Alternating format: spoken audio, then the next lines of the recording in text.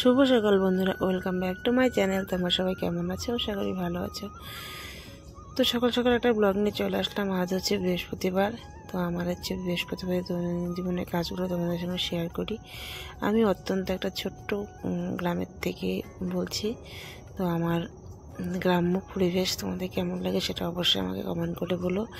আর সবথেকে বড় কথা, আমার সংসারে সবথেকে অসুস্থতাটা বেশি, সেটা হচ্ছে আমার ছেলে অসুস্থ, আমার হাজব্যান্ড অসুস্থ। যাই হোক, তো আমি হচ্ছে 2 সন্তানের মা। বড় ছেলে হচ্ছে আমার 11 বছরের, আর মেয়ে হচ্ছে আমার 11 মাসে। তো এই হচ্ছে আমার দৈনন্দিন জীবন। আর সব থেকে আমার কষ্টের বিষয় কি জানো? সেটা হচ্ছে আমার ছেলেটাকে সুস্থ নেই। তো ছেলেকে গত 11 বছর থেকে চলছে আমাদের ওকে নিয়ে লড়াই। যাই হোক, ভগবান সাথ দিচ্ছে, আবার দিচ্ছেও না। তার মাঝখানে ওর বাবা একটু অসুস্থ হলো। তো চলো সকাল সকাল ওর বকবক কম করি, অন্য কথা কম বলে তোমাদের কাজগুলো শেয়ার করি। তো চলো বিছানাটা গুছিয়ে নিই। সব থেকে কী বলো তো, সকালে বাসি কাজ সারার পরে না বিছানাটা যদি বিছানাটা জীবনে পরিষ্কার করে গুছিয়ে না রাখি না, তো নিজেকে পরিপাটি মনে হয় না। মনে হয় কী যেন করিনি, কেমন যেন একটা অগোছালো মনে হয়। তো এই দেখো, ঘরের আমার যে শোয়ার ঘরটা, তো আমার একটাই রুম, সেটাই আমার পরিষ্কার হয়ে গেল। পরিষ্কার করে চারপোষ করে শুধু বাইরে চলে আসলাম। তো ওই টাইমটা আমার সোনামা এই বাইরেই বসেছিল দাদার সাথে। আর কি বলতো, ছেলেটা আমার একটু অবুঝ, তাই ওর বোনকেও দেখতে পারে না। ও বোন যে মাটিতে চলে যায় সেটা ও লক্ষ্যই করতে পারে না। যাই হোক, বলে কোনো লাভ নেই। আমার বাবাটা এরকমই, আমার মাটা একটু চঞ্চল বেশি। তো সোনা মা বাবা দুজনকে এখানে দিলাম, বললাম একটু বোনকে দেখ, আমি একটু রান্নাঘরটা ঝাড়ু দিয়ে তোকে একটু চা করে দিই, আর বোনের জলটা ফোটাই। তো ছেলেকে একটু আজকে চা দিলাম না, ভাবলাম যে একটু হরলিক্স দিই। হরলিক্স তো গোটা না, পাতাটা আনা ছিল, তাই ওকে একটু হরলিক্স দিয়ে দিই। গতকালকে দুধ ছিল, আর সোনামার জন্য একটু জল ফুটিয়ে রাখি। আর আমি সকালে প্রত্যেক দিন এগুলো আমার নিত্যদিনের কাজ। যার যার সংসার তার একরকম কাজ থাকে। যাই হোক, সবার কিছুটা এরকমই থাকে, গ্রামের মানুষই এরকমই থাকে। তো চলো, এখন কি করবো বলো তো? এখন একটু প্রেসারে আলু সেদ্ধ করবো, ছোটো আলু সেদ্ধ করবো। গতকালকে আমি বাজারে গিয়েছিলাম, বাজার থেকে মাছ বাজারে ঢুকলাম, ভাবলাম যে না একটু ছেলের জন্য মাছ নিয়ে যাই। আর আমাদের কি বলো তো, এখন সচরাচর না মাছ খাওয়া হয় না। ওর বাবা তো বাড়িতে নিয়ে বাজার করার খুব লোকের অভাব। তো নিজেই সপ্তাহে একদিন বাজারে যাই, ছেলের ওষুধ বলো, মেয়ের ওষুধ, মেয়ের পোগো আর সবজি টুকটাক এগুলো নিয়ে আসি। তো একটু ভাতটা বসিয়ে দিলাম, আর এই পাশে এইটা বসিয়ে দিলাম। তো এগুলো করতে করতে আমার ইচ্ছা হলো একটু চা খাই। তখন দুধটা গরম করতে গিয়েই আমার দুধ সব উতলে পরে একদম সব ভিজে নষ্ট হয়ে কেমন হয়ে গেল।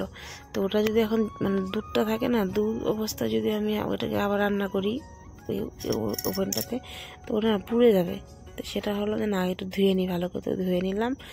তো মেয়েকে একটু বাইরে জল বিস্কুট দিলাম, ও ছেলের পাশে বসে একটু বিস্কুট দিই, মুড়ি দিই, নিচেই ছিটিয়ে দিই, ওইভাবে খায়। আর তো ওগুলো করতে করতে ভাবলাম না আজকে আর চা খাবো না। তো ওই যে বাসের দুধটা ছিল, ছেলেকে দিলাম হরলিক্স, আর আমি একটু চা খাবো না। আমি ভাবলাম না একটু দুধ মুড়ি খাই।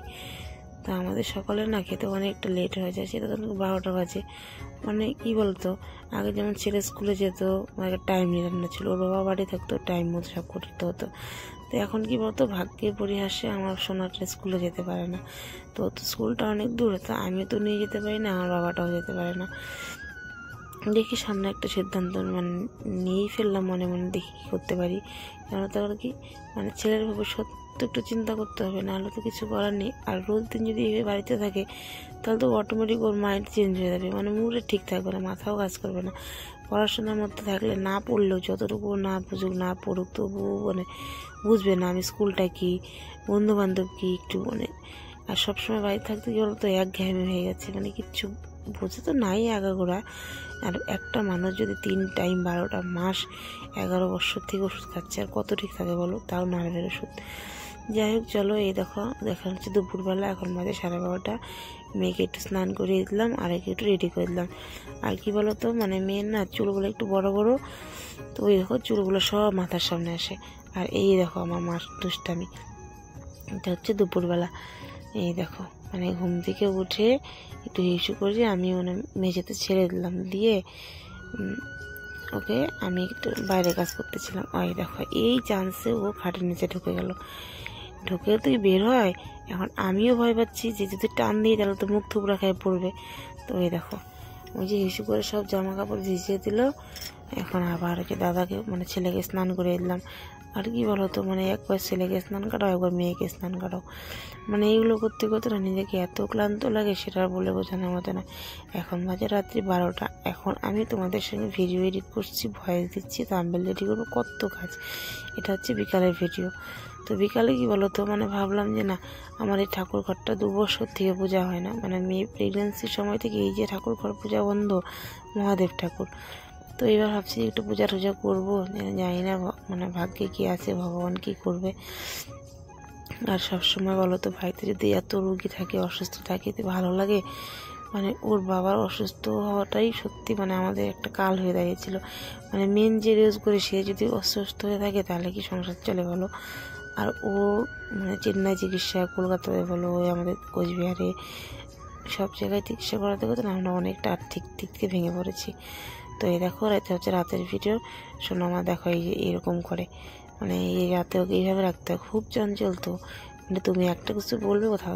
এখন দেখো তোমাদেরকে আমার মা মাথা দেখাবে, মাথা দেখাবে, পা দেখাবে, ওই দেখো দেখছো তোমার মাথা দেখায়, তারপর পা দেখাবে, মানে এইভাবে কথা বলে বলে বলে মানে একটু বুঝিয়ে বুঝিয়ে মোবাইলে ভিডিও দিয়ে একটু রাখি। সবসময় আমি হাতে মোবাইল দিই না। তো যাই হোক বন্ধুরা, আমি হচ্ছি আমার এটা হচ্ছে দৈনন্দিন জীবন। আমাকে ভালো লাগলে অবশ্যই কমেন্ট করে শেয়ার করে দিও, আর আমার পাশে থেকো, আমি যেন আমার অসুস্থ পরিবারটাকে দ্রুত তাড়াতাড়ি সুস্থ করতে পারি, আর আমার ছেলের ট্রিটমেন্ট যেন চালিয়ে যেতে পারি। 11 বছর থেকে আমার ছেলের ট্রিটমেন্ট চলছে, আর কত চলবে বলো? তো টাটা, ভালো থেকো, সুস্থ থেকো। ভিডিওটা এখানেই শেষ করছি।